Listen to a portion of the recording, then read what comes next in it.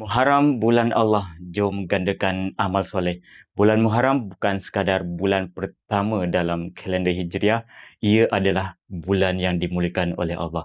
Dalam hadis sahih Muslim daripada Abu Hurairah, Nabi SAW bersabda, maksudnya, sebaik-baik puasa selepas Ramadan ialah di bulan Allah, Al-Muharram, dan sebaik-baik solat sesudah solat fardu adalah solat malam. Lihat bagaimana Rasulullah SAW menyebut Muharram sebagai bulan Allah. Satu penghormatan istimewa yang tidak diberi kepada bulan lain.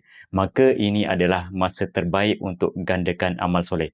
Puasa sunat, solat malam, zikir, sedekah dan membaca Al-Quran. Jadikan Muharram titik mula hijrah hati kita.